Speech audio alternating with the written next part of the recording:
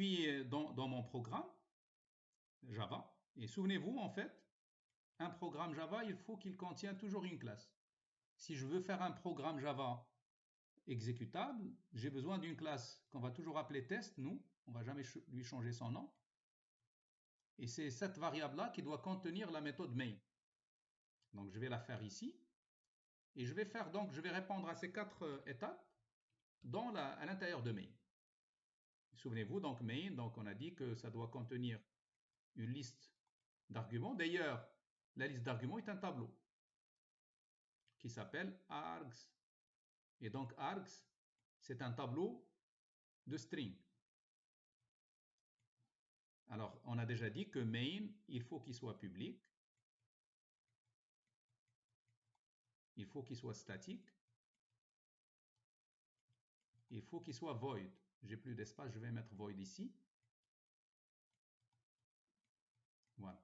Alors maintenant, je mets une accolade fermante pour fermer le main, et je mets une accolade fermante pour fermer la classe. Donc la dernière, il ferme cette accolade, et l'avant-dernière, il ferme celle-là. Donc qu'est-ce que je veux faire à l'intérieur? Je veux créer un tableau d'entier. Voici le premier point, la réponse au premier point. Je vais le faire en mettant int t, on a dit de 5 éléments. 5. C'est tout. D'accord? Alors peut-être que j'aurai besoin de mettre sur 2 parties parce que ça ne serait pas suffisant. Cette hauteur-là, il ne serait pas suffisant pour répondre aux 4 choses que je veux faire. Alors après, donc, qu'est-ce que nous voulons faire après? Nous voulons placer les valeurs 1, 2, 3, 4, 5 sur le tableau. Ben ça, on pourrait bien le faire à la déclaration. J'aurais dû donc la faire comme ça. Je vais la faire à ce niveau-là. Int, j'aurais dû faire comme ça. T, 5, égale, entre parenthèses, entre accolades, 1, 2, 3, 4 et 5. Vous savez donc qu'est-ce que je fais là? Je viens de créer un tableau de 5 éléments et je viens d'initialiser les différentes cellules par les valeurs 1, 2, 3, 4, 5. Alors, mais si je ne veux pas le faire comme ça, parce que imaginons au lieu de 5, on a 5000. On ne peut pas l'écrire manuellement. Donc l'idée, c'est de créer une boucle. Et là, je rappelle un peu l'action for. Int i, allant de 0. Souvenez-vous, toujours les cellules d'un vecteur, ils sont toujours numérotées à partir de 0. C'est pourquoi donc je commence i à partir de 0. Alors i inférieur à 5. Ça c'est un point virgule. I++, parenthèse. Et je vais donc écrire t de i. C'est comme ça comment on accède aux différentes cellules. On reçoit i. On reçoit i plus 1, attention. On reçoit i plus 1. I plus 1. Pourquoi? Parce qu'on a commencé pour la première cellule, on a commencé par 1. Or, la cellule, il est numéroté par 0. Si j'avais laissé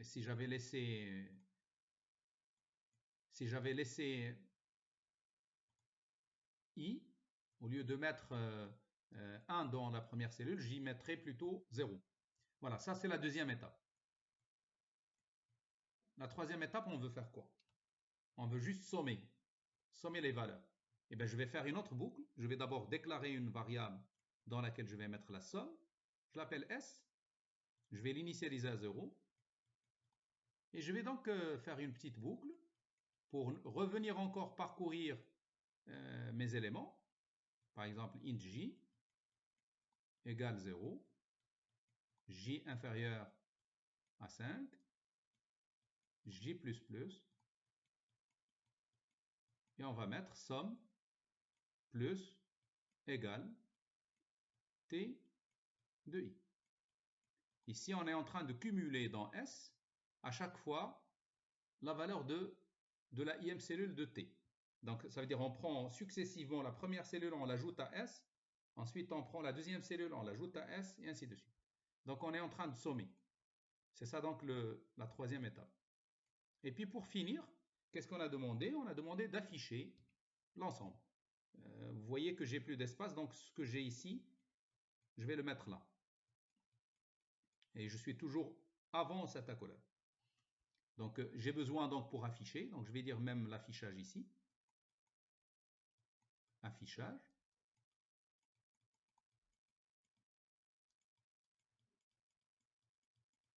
Et bien je vais afficher en mettant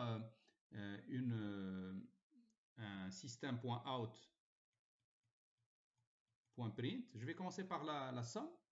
Je vais écrire la somme égale S plus, je suis passé par println plus S, point virgule. J'ai besoin d'un point virgule ici. Alors, je veux maintenant afficher les éléments, et bien, il faut que je le fasse par une boucle. Donc, vous voyez que chaque fois que j'ai besoin de parcourir un tableau, il va falloir que j'utilise une boucle. Je vais changer de compteur ici. En tout cas, vous pouvez garder le même compteur, mais je vous montre ici que ce n'est pas nécessaire. Donc, en tout cas, ce sont des variables qui sont à l'intérieur de la boucle. Je vais mettre donc 0, k inférieur à 5. Ça, c'est un point virgule, k plus plus. Et je vais donc écrire par s.out.print, println, et je vais écrire donc l'élément. Par exemple, je pourrais même écrire t2, je ferme, plus i, plus k plutôt, parce que là, je veux qu'il mette la valeur, donc je la fais sortir de la chaîne, plus, je mets la crochet fermante, égale, je ferme les guillemets, plus la valeur maintenant. La valeur, il est noté par T de K. Je ferme, je mets un point virgule, et voilà. Là, je trouve donc mon accolade qui ferme, celle-là. D'accord? Voilà, donc j'ai fait un petit programme, donc on pourrait tout de suite aller l'essayer pour voir que c'est un programme qui permet de manipuler un tableau de taille fixe. Mais si jamais on veut manipuler un tableau de taille variable, ça veut dire si la taille n'est pas fixe, ben il faut qu'on demande la valeur de la taille, qu'on dimensionne le tableau, qu'on le remplisse, qu'on y fait des calculs. C'est ça le but. C'est donc de mémoriser un ensemble de valeurs dans un espace mémoire représenté par le tableau et appliquer des calculs sur l'ensemble de ces valeurs pour obtenir des résultats comme la somme qu'on vient de calculer maintenant et puis visualiser le tout pour l'utilisateur. Je ne sais pas si vous avez des questions sur ce que je viens de vous expliquer. À travers juste cet exemple, je viens de vous faire passer les 3 habilités que nous avons besoin de savoir faire. Ici, c'est vrai, je n'ai pas dimensionné, j'ai dimensionné là uniquement. Donc, c'est une dimension qui est restée fixe. Et donc, si par exemple, c'est ça donc les autres versions que je vais vous montrer, si jamais on veut que le 5 ne soit pas figé. C'est-à-dire que mon programme ne travaille pas uniquement sur 5. Il faut qu'il travaille sur un tableau, quelle que soit sa taille. Et d'ailleurs, vous voyez que le 5 il se répète plusieurs fois. Donc, il suffit juste que je la mette quelque part par un symbole. Et je remplace le 5 par ce symbole-là. Et le programme, il ne va rien changer. Ou il ne va pas changer du tout. Est-ce qu'il y a des questions? Si vous avez des Monsieur, questions. s'il vous plaît. Oui, allez-y. Monsieur, tu as fait T entre accolades 5. Est-ce que T il est déjà prédéfini pour le programme? Non, c'est Mouad. Non. Mouad, Mouad. Oui, oui, monsieur. لا regarde لاحظت مزيان معايا تبع معايا دابا هاد ملي كنجيو quand on crée une variable راه c'est moi le programmeur qui lui donne un nom. حنا دابا on l'a pas lié à une sémantique. مازال ما عرفناش هاد الاكس qu'est-ce qu'il représente sémantiquement. Oui, كنسميوه oui. اكس y z بحال في المات. ولكن راه من D'accord. بعد مثلا بغيت نصايب ان طابلو باش ندير فيها une liste de température. دونك غنسميه température. D'accord. بغيت مثلا des volumes غادي نسميه volume. هنا عطيناه le sens physique ديال هذاك la grandeur, ainsi de suite. Donc هذا c'est un nom que vous choisissez vous-même en fonction de la nature de ce que vous voulez mettre dans votre tableau. D'accord, monsieur. Oui, d'accord, Ça marche? ça marche, oui. Est-ce qu'il y a d'autres questions?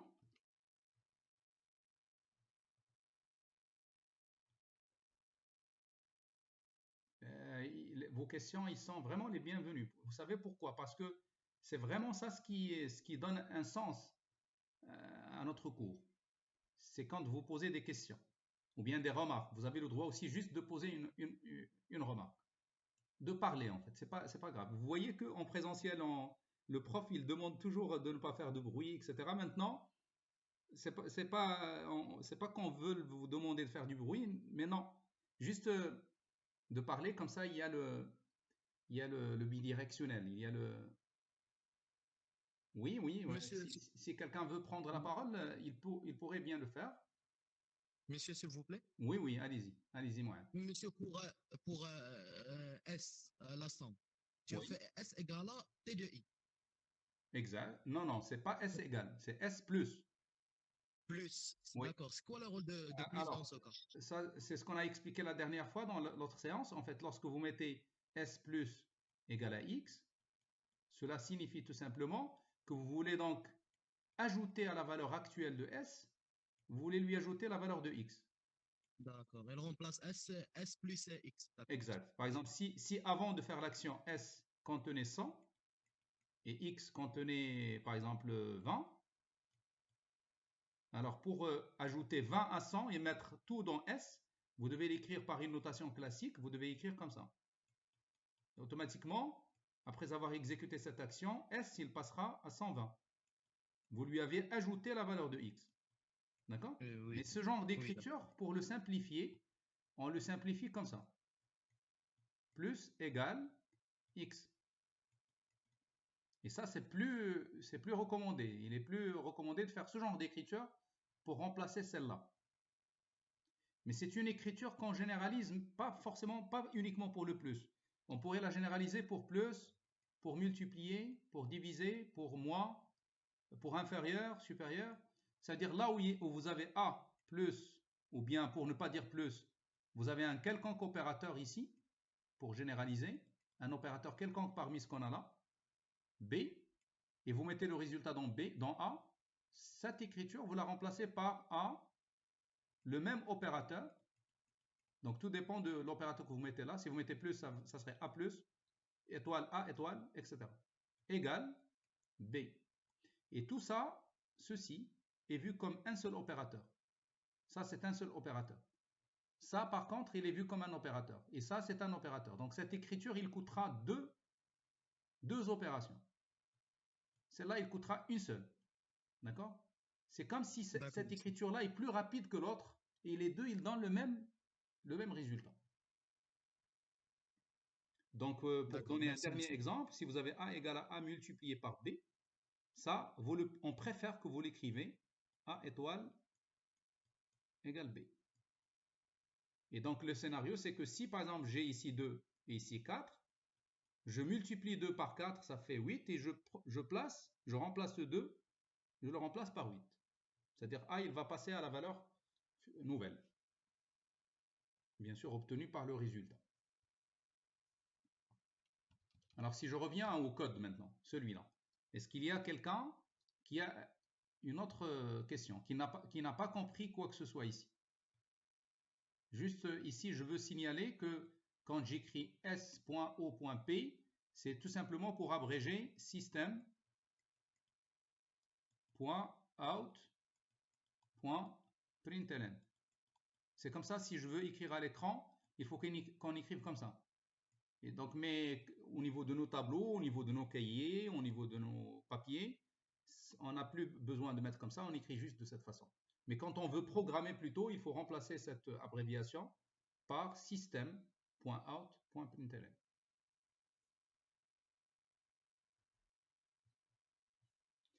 Alors on revient, s'il n'y a pas de questions, je reviens au cours, donc pour voir ça en détail au niveau du cours.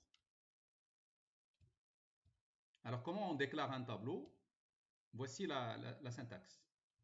Regardez, en fait, pour déclarer un tableau, vous avez cette syntaxe.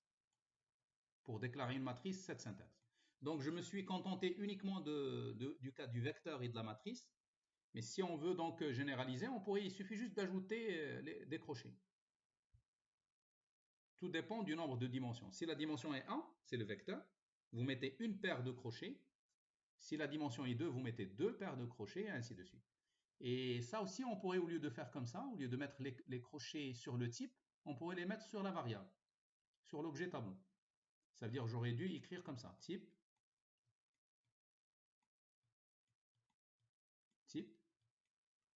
nom du vecteur, et je mets les crochets ici. Donc, les crochets que vous voyez là, qui sont collés au type, vous pouvez aussi les mettre ici, après le nom de l'objet. Et c'est la même chose. Mais par contre, vous les mettez soit sur l'un, soit sur l'autre. D'accord? Si vous mettez des deux côtés, ça va changer. Voici quelques exemples. D'ailleurs, les deux déclarations, on pourrait les écrire comme ça. Je te donne les crochets. Ou bien comme ça, pour la matrice. Alors, les deux cas que je viens de faire, ou les deux syntaxes que je viens de vous montrer, j'ai jamais précisé le nombre d'éléments. Entre les crochets normalement, on met le nombre d'éléments. Mais là, on ne l'a pas fait, ça veut dire qu'on veut juste créer la référence. Donc, suite à ces écritures, il n'y aurait que la référence qui va être créée, mais pas encore, pour le cas du vecteur, l'espace, il n'est pas encore créé. Parce que je n'ai pas encore précisé combien d'éléments je cherche à créer. Donc, ces déclarations, justement, c'est ce qu'on est en train de dire là, créent de simples références. On n'a créé que des références qui sont donc initialisées à la valeur nulle. Bien sûr, une référence quand il contient nul, ça veut dire la mazal ma kaynch l'objet associé. Voici un exemple. J'ai créé une liste de matricules. Regardez, voici le résultat. J'obtiens une référence qui s'appelle liste matricule et qui contient la valeur nulle. Je mets une matrice cette fois-ci de réel, je l'ai appelée liste des notes. Tableau à deux dimensions, je suppose que j'ai 3 notes par étudiant et j'ai 10 étudiants. Donc j'ai besoin d'une matrice. Alors ici aussi, j'ai créé que la référence. Je n'ai pas encore créé de valeur. Et justement, la question, c'est comment créer les valeurs. C'est comment dimensionner alors. C'est ça ce qu'on a appelé dimensionner. Alors pour dimensionner, il faut juste se servir de new. Comme ce qu'on a fait lorsqu'on a voulu créer un objet poutre à partir de la classe poutre. Alors créer l'espace mémoire pour l'objet tableau en fonction de la taille. Initialiser tous les éléments si on souhaite. Donc c'est ça ce que fait d'ailleurs l'objet new. Il initialise, il place 0 partout. La taille donc précisée à la création est fixe. Donc il ne peut être modifié à la suite que passant par une recréation, par new encore une fois. C'est ce qu'on va voir là. Voici un exemple. Ça crée les références. Là maintenant, regardez, je ne suis plus dans une déclaration, vous voyez, il n'y a plus les types.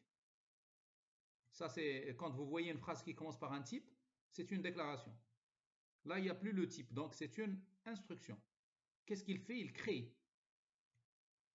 Il crée l'espace, là où je vais stocker les valeurs.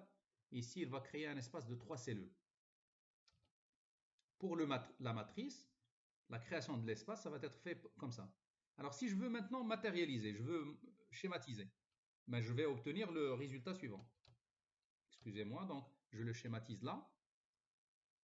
Je ne sais pas pourquoi il n'est pas apparu. Donc, normalement, j'ai prévu un petit schéma. Donc, ici, à ce niveau-là, on a créé une case mémoire par ces deux actions. Une case mémoire qui s'appelle liste matrice, liste matricule. Je m'arrête juste comme ça pour ne pas écrire tout le mot. On a créé une autre case qui s'appelle liste des notes. Je vais mettre juste n. Vous comprenez que n, c'est les notes. D'accord? C'est ça donc l'effet des deux premières lignes. Alors, l'effet des deux deuxièmes lignes. Ben, chacune, la première, il va créer un objet dans lequel il y a 3 cellules numérotées à partir de 0, donc 0, 1 et 2. Et l'adresse de cet objet-là, on va la poser ici. Donc, on n'a plus nul. Nul, on l'avait au début, maintenant, il n'y a plus nul.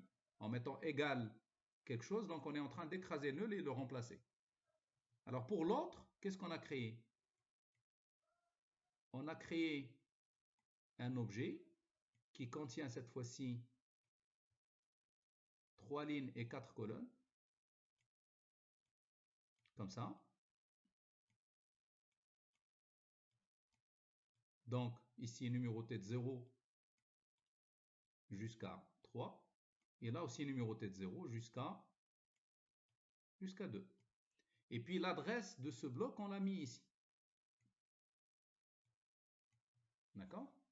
Et vous voyez donc un peu la notion. Ça, c'est les références. C'est les noms des tableaux. De ce côté, c'est les références. Et de ce côté-là, ce sont les objets référencés, dans lesquels on trouvera les listes des valeurs, soit le vecteur, soit la matrice. Ben justement, au niveau de l'exemple que j'ai donné ici, je l'ai fait à ce niveau-là, mais je n'ai pas utilisé de new. Ça, c'est une possibilité en fait. C'est-à-dire, quand vous déclarez, vous pouvez préciser le nombre. Et dans ce cas-là, vous n'êtes plus censé mettre le new, sauf si vous voulez recréer. Donc ici, comme vous pouvez bien le constater, j'ai déjà fixé 5 éléments pour mon tableau T.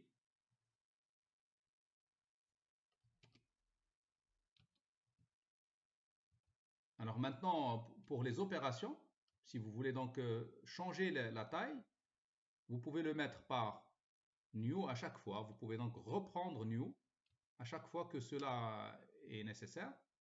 Voilà le schéma donc, que j'ai dessiné tout à l'heure. Cette fois-ci, il est plus clair. Si par contre, vous voulez donc réserver peut-être une matrice qui n'est pas régulière, d'ailleurs, constatez bien ce qui vient de se produire au niveau de la matrice. Au niveau de la matrice, on a créé d'abord un vecteur, et chaque vecteur a lui-même un tableau vecteur. Donc c'est comme ça comment on réalise une matrice en Java. Quand vous avez un objet matrice, à vrai dire, on crée d'abord un tableau de vecteurs, et chaque vecteur donc lui-même est un vecteur. Et ça fait alors une liste de vecteurs. Parce qu'une matrice, il peut être vu comme une liste de vecteurs. Donc la matrice, c'est tout ça. Mais regardez comment il est représenté. Il est représenté par deux blocs. Celui-là, d'abord, c'est les vecteurs. Donc chacun est un tableau. Ça veut dire une référence qui pointe sur un ensemble de valeurs. Et de ce fait, donc, on est capable de faire la matrice.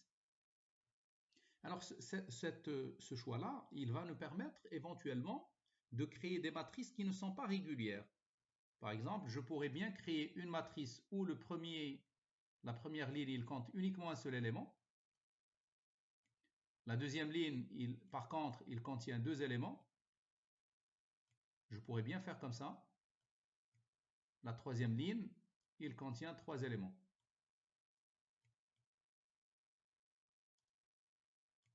Vous voyez, c'est une matrice, si vous voulez, c'est juste une demi-matrice, si vous voulez. Et la matrice, c'est tout ça. Ça, c'est l'objet. Il est composé donc d'un premier vecteur. Et la référence de ce vecteur, c'est ce qu'on a dans la matrice. Et chaque élément dans ce vecteur, il pointe sur un autre vecteur. Ça, c'est un vecteur un peu particulier, il est composé d'un seul élément. Là, c'est un vecteur composé de 2. Et là, c'est un vecteur composé de 3.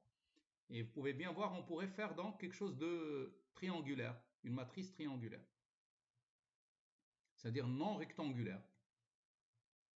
Alors, si on veut le faire, regardez qu'est-ce que j'ai fait ici. J'ai précisé uniquement la taille pour le nombre de lignes, mais j'ai jamais précisé combien on a de colonnes au niveau de chaque ligne. Et cela donc va me permettre de faire ceci.